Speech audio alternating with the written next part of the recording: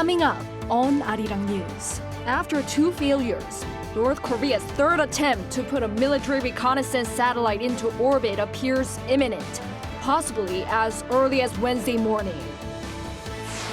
In light of President Yoon Suk-yeol's state visit to Britain, South Korea and the United Kingdom are taking their partnership to a new level. Tonight, we go live to London and a welcoming ceremony for President Yoon. Hamas says it may soon agree on a truce deal with Israel. U.S. President Joe Biden also said earlier that the agreement to secure the release of hostages is getting closer.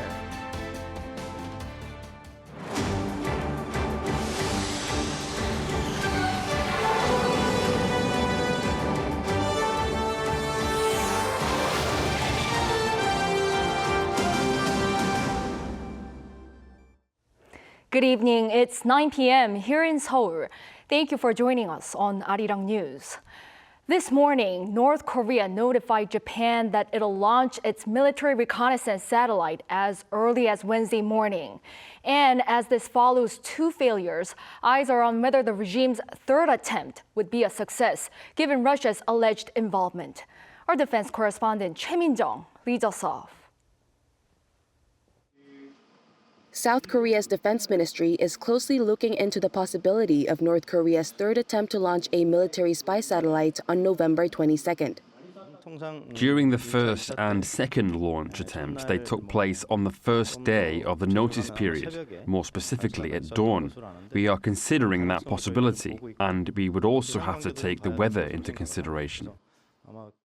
On Tuesday, North Korea notified Japan that it will attempt to send a military reconnaissance satellite into space sometime between November 22nd and December 1st. Pyongyang's failed twice before, once in May and once in August. But what's different this time is that the North is presumed to have received help from Russia. During their summit held in September, Putin promised Kim help in developing a spy satellite. A South Korean military official said Tuesday that Russian support was likely used to improve the engines, which was what led to failures in the previous attempts. The possibility of success may be a little higher, and we must also note that there was a little more progress in the second launch than in the first. Some experts do say, however, that Russia's involvement in the latest launch is not as dramatic as expected. It seems likely that Russian engineers provided some advice based on data they looked at. But I don't think we can say that Russian technology is directly involved given the short development time. The military said that the launch itself poses a threat to security, regardless of whether the launch turns out to be a success or not. It again emphasized that the launch is a clear violation of UN Security Council resolutions, which ban North Korean missile launches using ballistic missile technology. Choi Min-jung, Arirang News.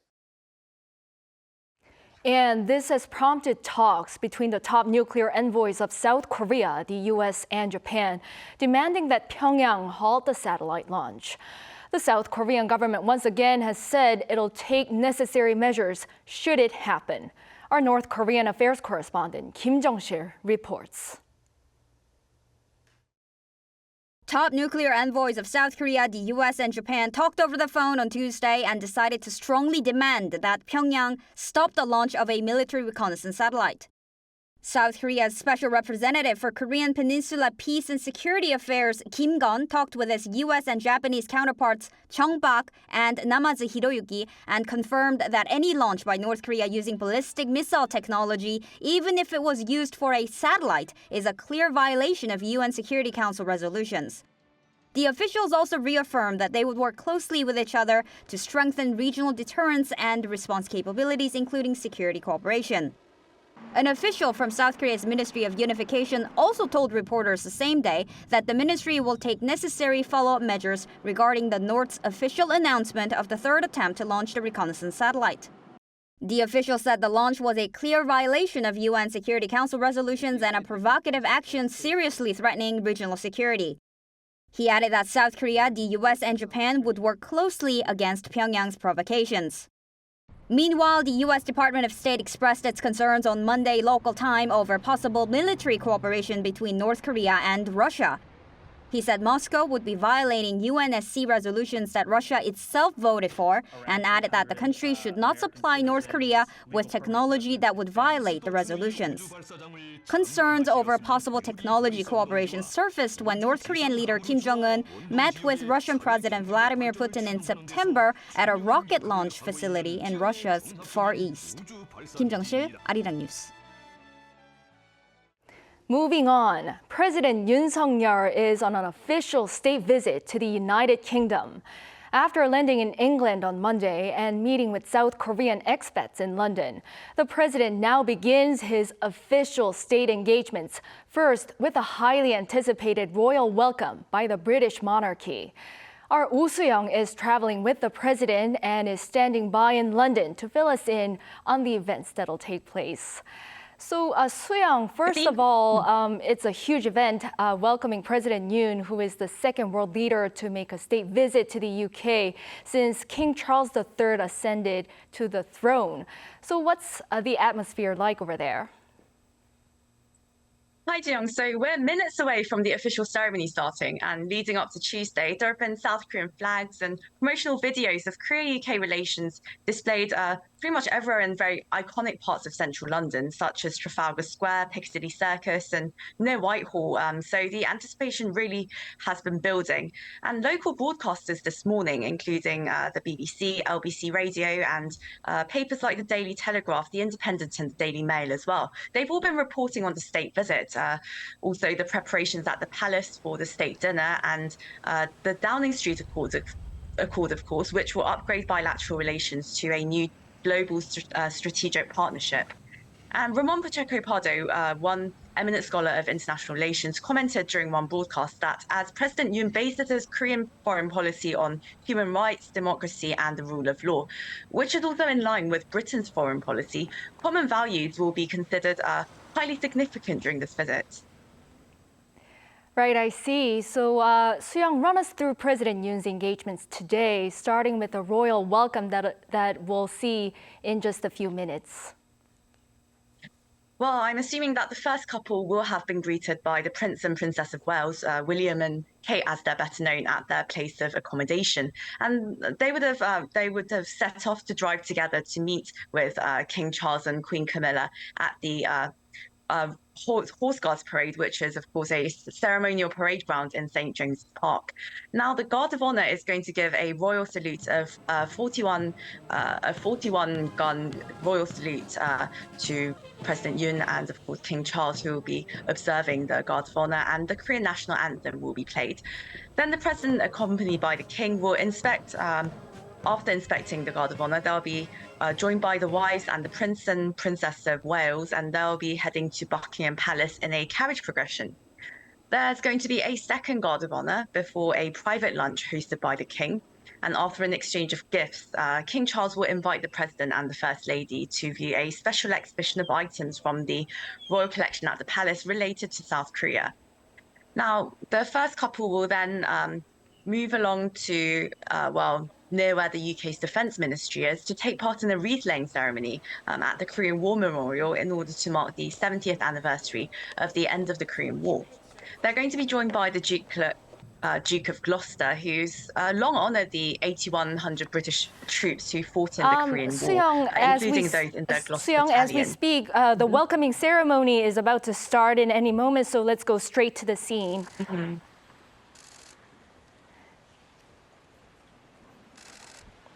For those of you just joining us, we are bringing you a live coverage of the welcoming ceremony for South Korean President Yoon Suk-yeol's state visit to the UK, which is to begin in any moment.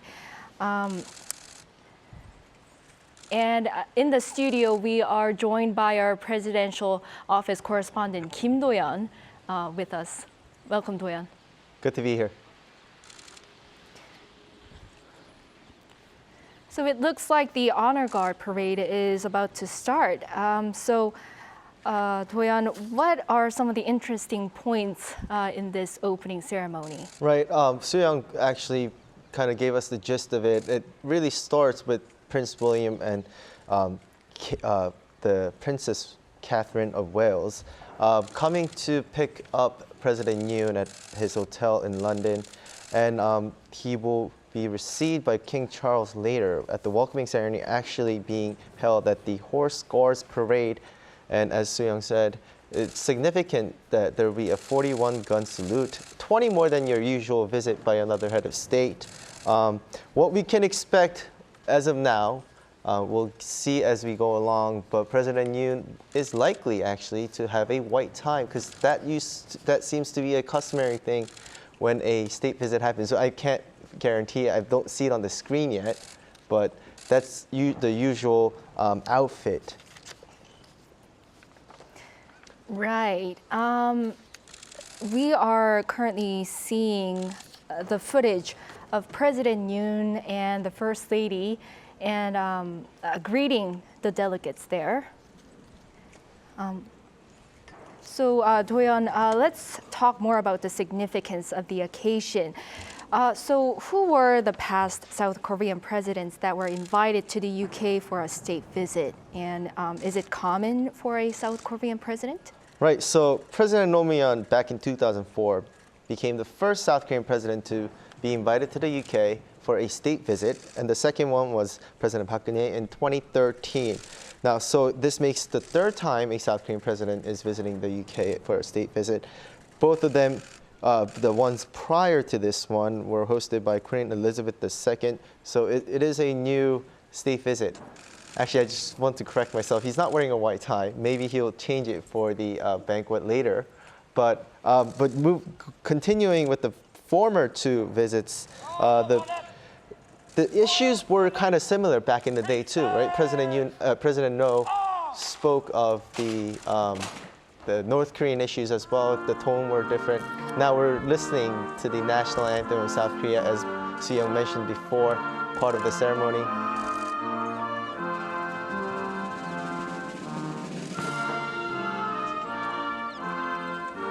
Actually, I think that's King Charles. So we've skipped to from the pickup. So right. We're actually already at Horse Guards Parade. I'm mistaken for that. Yeah. So they are.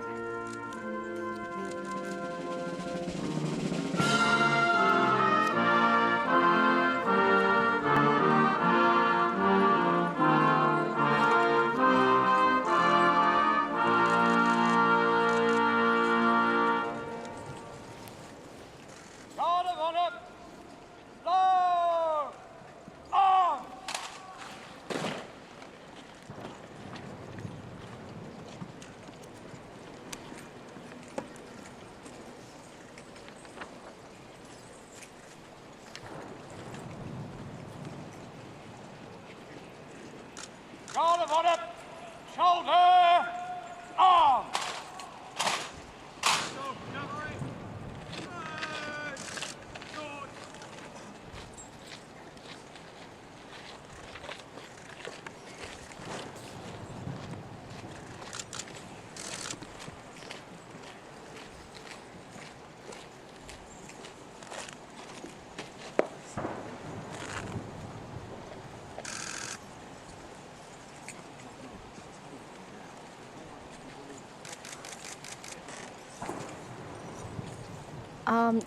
So the leaders are receiving royal salute from the honor guard, and it looks like a special performance is expected by the honor guard there very soon. Yeah, so the military review is underway. The two will go around. I think it really is similar to how President Yoon does it back in his office for state visit at Yongsan. He'll go around seeing the military review. Right. President Yoon and King Charles are taking a stroll down the aisle as they are receiving honor from the honor guard. Right, and it's important to note that this happens at its fullest scale only during state visits, right? And state visits are usually only twice a year. So it's a special occasion and a very, very historical move that the UK government kind of utilizes, just like other governments, to kind of ramp up the cooperation with another country, a very big diplomatic move. Yes, you're right, Doyeon. So while we take a look at the honor guard inspection, let's talk about the occasion more. So how common are the state visits to the UK in general? So it's usually capped at 2 per year. The procedure is that foreign monarchs, presidents, or prime ministers are invited to visit the king on the advice of the Foreign and Commonwealth Office. That's what the royal family website says. The one before this was from a South African president late last year. Right. I see. They are still walking, and the music, traditional Korean music, Arirang, is playing while they're getting the honor. Actually, that wasn't really mentioned during the presidential office Really? briefings either. So I'm actually pretty caught off guard with the choice of background music by the British military. I see.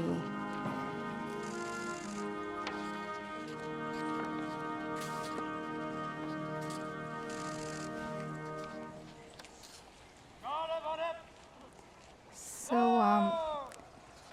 Doyeon and the honor guard are expected to give a 41-gun salute.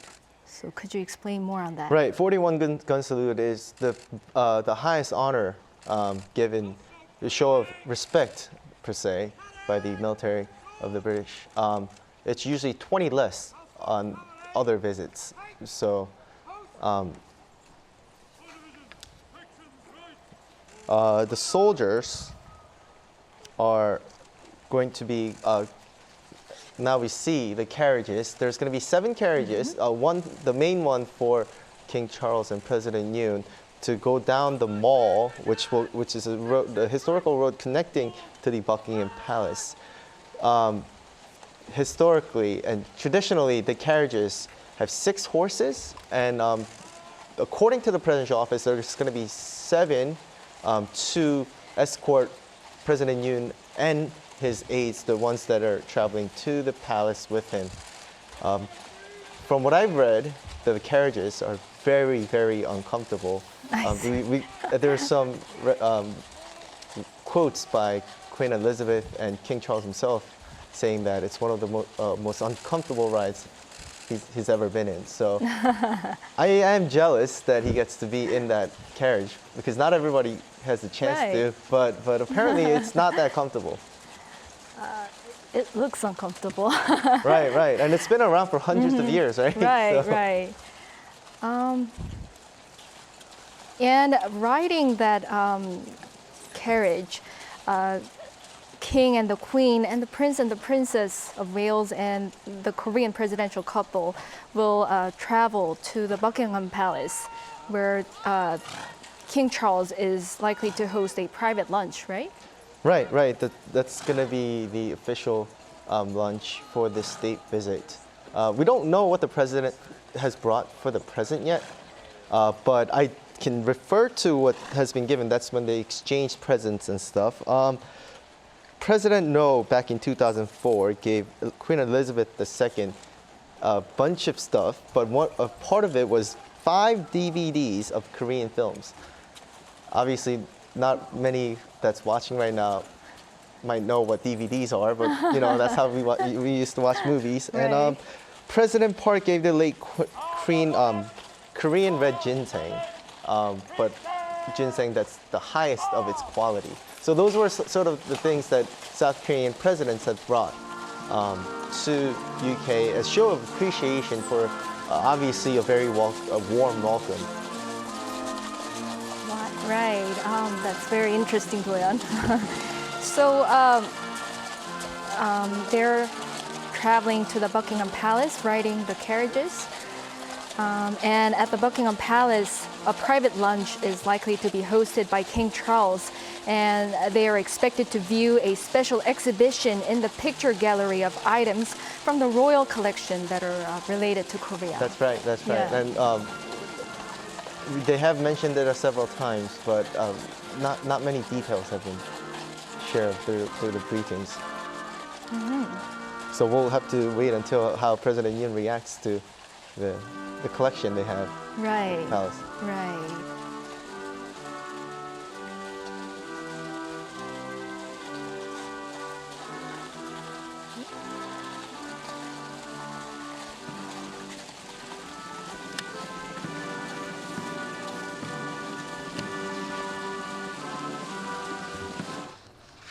So that was at the opening ceremony for President Yoon Suk-yeol's state visit to Britain.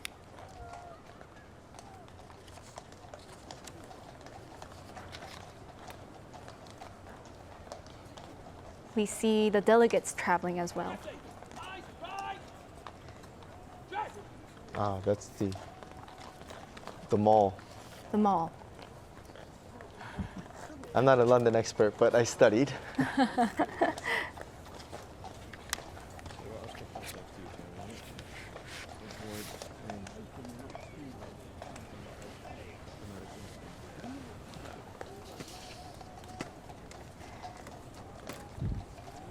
So later in the day, President Yoon and First Lady Kim will attend the wreath-laying ceremony at the Korean War Memorial, marking the 70th anniversary of the armistice of the Korean War. So what would be the significance of this wreath-laying ceremony? Well, wreath-laying ceremony is usually a part of President Yoon's overseas trip if that country has participated or served or helped South Korea during the Korean War. Now, UK actually sent around 81,000 soldiers to the Korean War, and more than 1,000 soldiers died. In terms of deaths among the UN forces, that's the second highest, only behind the US. Now, looking at that, it's an important event for President Yoon. It's always an honor for him to kind of show appreciation for the sacrifices. I see. Also, President Yoon will address the British Parliament, which is deemed as an honor bestowed only to state visitors.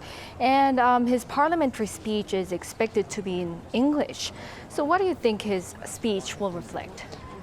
Right. No specific details are out yet, but we do know so far that the title of the speech will be "A Friendship to Turn Our Challenges to Pure Opportunity." And that's apparently a reference to William Shakespeare in his masterpiece Romeo and Juliet.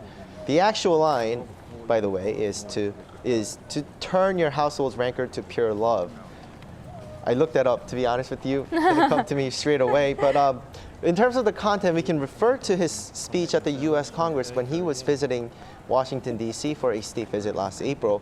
He, of course, showed appreciation for the sacrifices made by the U.S. during the war, which I'd imagine will be also mentioned during his speech at the British Parliament.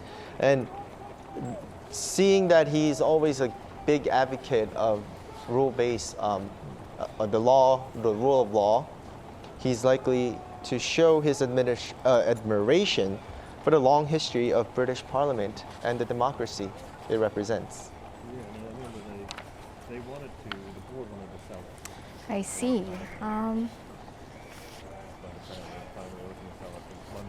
So those of you just joining in, we are bringing you a live coverage of the opening ceremony for President Yoon Suk-yeol's state visit to Britain.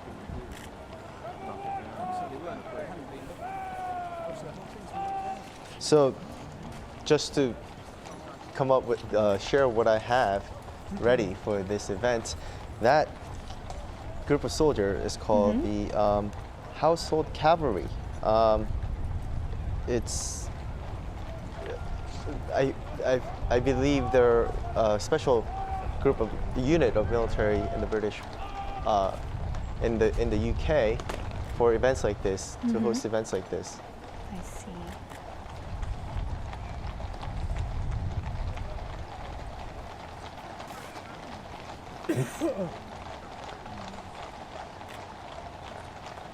So, Toyoung, what are some other interesting points in this opening ceremony?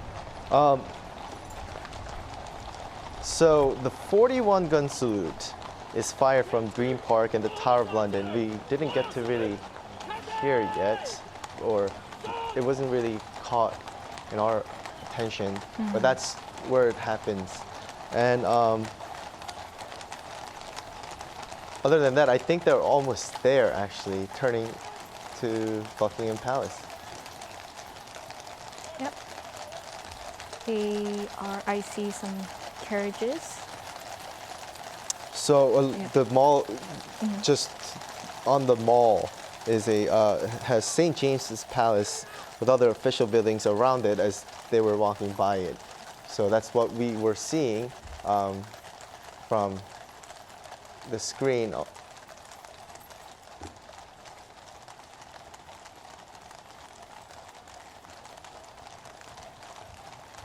Yeah, we see President Yoon and King Charles in the carriage traveling to the Buckingham Palace. Right, right. I mean, they don't seem too uncomfortable. Yes. Hopefully, it's a fun ride.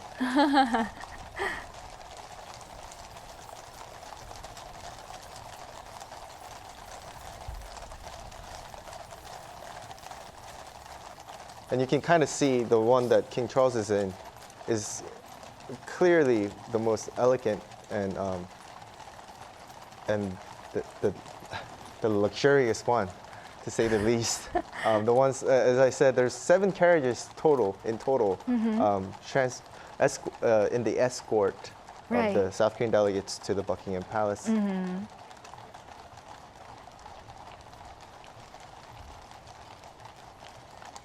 The delegates are also traveling together with the couples.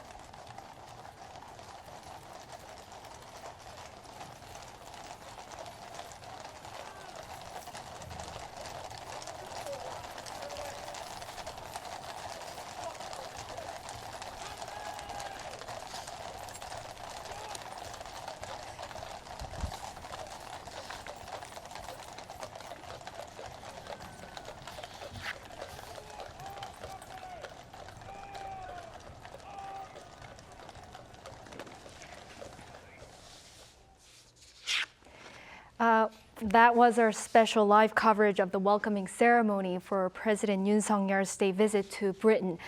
So Doyeon, what did you think of the opening ceremony? To be honest with you, I've seen a lot of footages from the past state visits to the most recent one. It was similar, but I was caught off guard with the music of their choice, Arirang. Right. Yeah, so that was a very interesting point of the ceremony. Right. Arirang and also the national anthems were played. And yeah, that was very interesting. And calling himself the #1 salesman of South Korea, President Yoon is attending a Korea-UK business forum on Wednesday with some 200 CEOs and business representatives from both countries. So what would be some of the business opportunities between the two countries? That's right. Like you said, he's called himself the #1 salesman of South Korea for a while now, and everywhere he goes overseas, he tends to be looking for opportunities to kind of boost business between the two nations. And there's an event called the Korea-UK Business Forum, hosted by the Federation of Korean Industries and the UK's Department of International Trade. It's already announced that 31 MOUs will be signed, and actual deals signed there will be worth more than $200 million. So these are some of the numbers, and what's inside it is that MOUs will be on AI, energy, infrastructure, and weapons. The deals closed at the ceremony already will be in heavy industries and aerospace, among others. So a lot of MOUs are to be signed there. That's right. Great. Lastly, Doyeon, what are some of other major events on President Yoon's itinerary this week? Right. As you said, there's the wreath-laying ceremony, and there will be the speech at the British Parliament. Now, another interesting event is that he's going to visit Churchill War Room and meet with Prime Minister Rishi Sunak, obviously, and other prominent politicians from both sides of the aisle.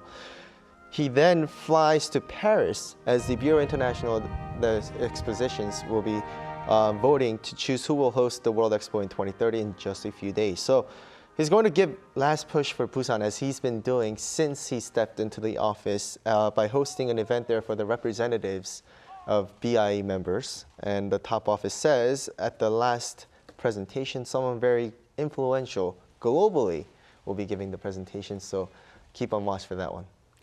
Thank you, Do-yeon, for your thorough report. That was our special live coverage of the welcoming ceremony for President Yoon Suk-yeol's state visit to Britain. Now, let's get back to our news coverage.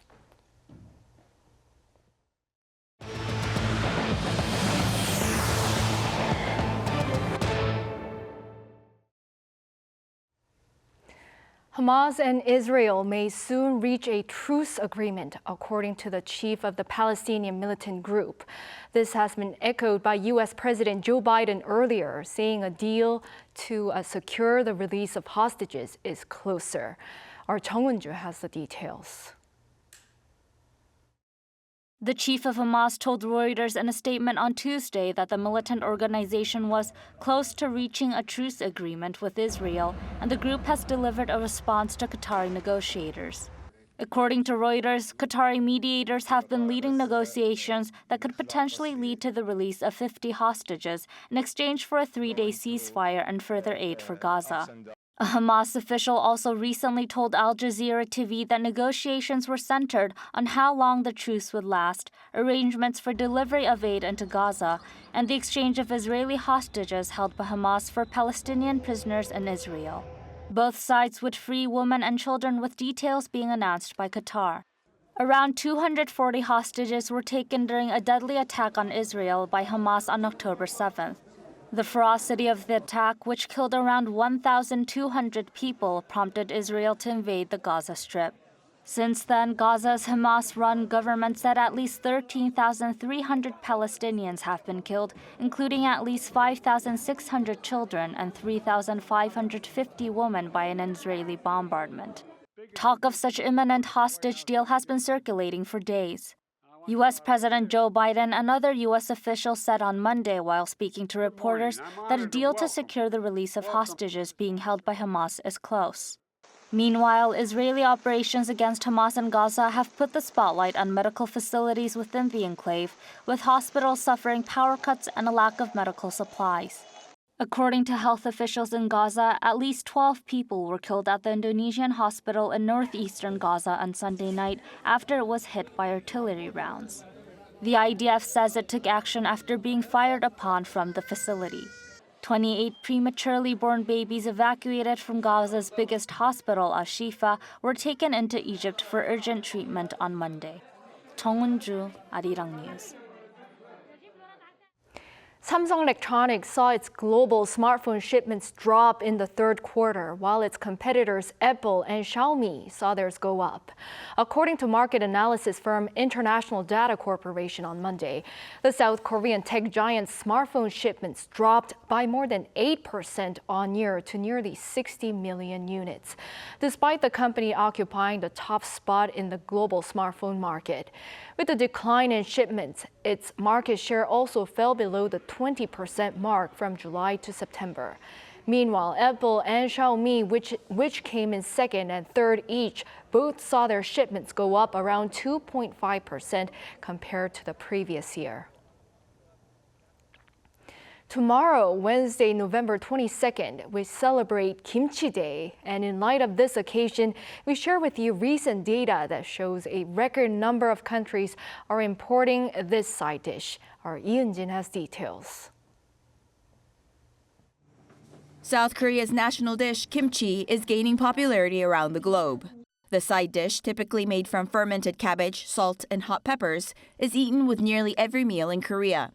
And its popularity is spreading around the world as data compiled by the Korea Customs Service showed on Tuesday that kimchi exports between January and October came to $130 million. That's a 10% on-year increase from the $118.6 million tallied for the same period last year. But also, the number of export destinations increased from 87 countries last year to 93 nations so far this year. By destination, Japan took up 40.5% of kimchi exports over the 10-month period, followed by the United States, the Netherlands, Britain, and Hong Kong. The global peak in interest for the side dish hit a record high in 2021, which was driven by increased demand from health-conscious consumers during the COVID-19 pandemic. And experts are suggesting that with the current trend, the annual kimchi exports for this year may surpass the record of $159 million set in 2021. November 22nd is celebrated in Korea as Kimchi Day, and this day has also been publicly introduced in 12 states or cities of the United States, including Washington, D.C., California, New York State, and Virginia, as well as other cities and countries like Argentina, Sao Paulo, and the Royal Borough of Kingston-upon-Thames in London. In the United States, passage of the House resolution that was introduced last April by Representative Kim Young and 14 co-sponsors aiming to officially designate November 22nd as Kimchi Day will be determined in a plenary meeting on December 6th. 이은진, Arirang News. Tonight, we deliver a story of a young Korean-American girl who has touched many people's hearts with a video of her making her own DIY kimbap at a school cafeteria in New York. Our Lee Si-hoo had a chance to speak with her about what it means to be embracing one's own culture. Hi, my name is Avery. Here's what's in my lunchbox. Meet Avery, a third-grade student in New York City. In a 1-minute video uploaded on the city's social media, she showed the world how to make one of her favorite foods, kimbap. I put the seaweed on the foil, and then I usually just take the rice and put it on the seaweed and flatten it out, roll it up, and this is kimbap. The video has over 7 million views from many who applaud Avery's confident spirit. In an interview with Arirang News, she shared more. So I was at summer camp and I was waiting for my friends to come back from the big lunch line, and I was eating my lunch. And a grown-up walked up to me and she asked if they could film me about what's in my lunchbox because the mayor wanted to know what was in kids' lunchboxes. On that day, she was about to enjoy her usual favorite lunch. I usually bring Korean food for lunch, and usually it's kimbap, and my favorite Korean lunch is kimbap. She's a third-generation Korean American. My mom taught me, and I eat it a lot. And the appeal of kimbap? I just like the combination of pop and kim. Not much has changed in Avery's daily life. I don't really talk about it with my friends. They know about it, but we don't really talk about it. But she's touched millions of hearts that have once been too shy to embrace their culture. We're very proud, of course, and so happy that her video has brought so much joy to so many people. And we're just glad that it was able to, as many of the commenters have said, healed some of their inner childhood trauma that they faced when they were her age growing up and bringing their own ethnic foods to school.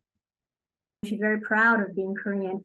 For special days, she dresses up in her hanbok when she did shows at school, and she'll wear it, and her friends are very enthusiastic about it. She has no shame. She's very confident about everything. Thank you. 감사합니다. Lee Si-hoo, Arirang News. In the U.S., with the recent dismissal of OpenAI's co-founder Sam Altman, the company behind ChatGPT, hundreds of employees are threatening to quit in protest and follow the former CEO to Microsoft. Our Song Yu-jin takes a look at this major shakeup and how it'll impact the broader artificial intelligence industry. The leadership shakeup at OpenAI, the American company behind leading AI chatbot ChatGPT, is facing a backlash. As of Monday local time, nearly all of the company's 770 employees signed a letter threatening to quit and follow ousted former CEO Sam Altman to Microsoft unless the board of directors step down. Microsoft, a close partner and the biggest investor of OpenAI, announced on Sunday that Altman will be leading its new advanced AI research team. Altman was ousted last Friday by the company's board of directors. Though the reason has not been made clear, the board's open letter said he was, quote, not consistently candid in his communications with the board. This ongoing turmoil is causing significant turbulence for the AI field. Analysts say although it's uncertain what will become of OpenAI, it's clear that Microsoft has emerged as the winner. It can now work with Altman and potentially hundreds of OpenAI scientists and developers without the oversight of the company's nonprofit board. This anticipation could be seen in Microsoft stocks on Monday. I can't wait to see the movie version of this story because it was really a crazy weekend. But at the end result is that Microsoft stock is up because they are investing heavily and are committed to AI, and people like the growth prospects from that side of the business. On the other hand, experts are painting a bleak picture of OpenAI's future. There are views that sustaining the company's success will be challenging if there is a mass exodus of employees. But an immediate reshuffling in the industry seems unlikely, as both Microsoft and OpenAI will need time to reorganize and rehire. 송유진, Arirang News. This year's Global Korea Forum is taking place here in Seoul. The forum is an international platform to discuss South Korea's diplomatic strategies and international cooperation plans. The three-day event that began on Monday is being held in the same week as the Development Cooperation Week. And to celebrate this year's Development Cooperation Day, which fell on Tuesday, Prime Minister Han Duck-soo gave commemorative remarks. Officials from foreign countries such as Ethiopia, Cambodia, and Sierra Leone also participated in the event. Unless more is done about climate change, the world is set to warm by 2.5 to 2.9 degrees Celsius this century compared to pre-industrial times. That's according to the latest edition of the United Nations Environmental Programme's Emissions Gap Report, which was published on Monday. This is above the goals of the 2015 Paris Agreement, which aims to keep the temperature rise below 2 degrees Celsius from pre-industrial levels if the 1.5 degrees limit target is to be met. The United Nations Environment Programme calls for all nations to accelerate economy-wide low-carbon development transformations, as the country's current emission pledges would still put the world on track to warm by nearly 3 degrees Celsius by the year 2100.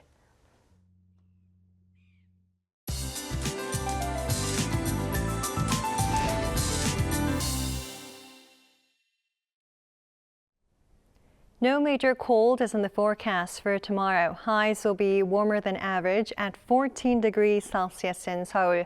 But a cooling trend is expected from this point on, and temperatures will plummet to 1 degree by Friday. Drastic changes in overall readings can easily lead to a cold, so make sure to dress in layers and keep your body temperatures warm. The air will be stagnant across western parts of the country tomorrow. This will cause poor air quality for the morning hours.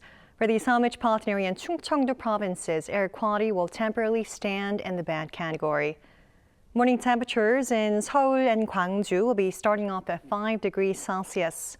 We'll see more cloud coverage for the daytime. Highs in Seoul will get up to 14 degrees. Daejeon 16, Busan will make it to 19 degrees. And brief showers are expected for central regions on Thursday.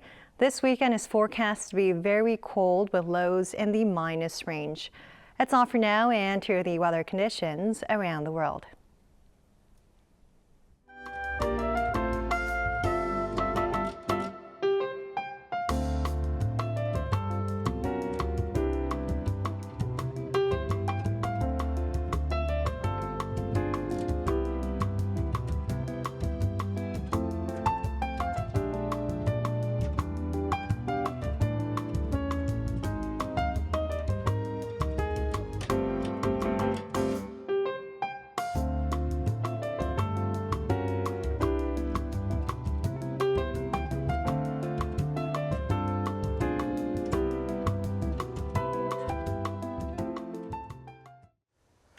That brings an end to this Tuesday night newscast. Thank you for watching.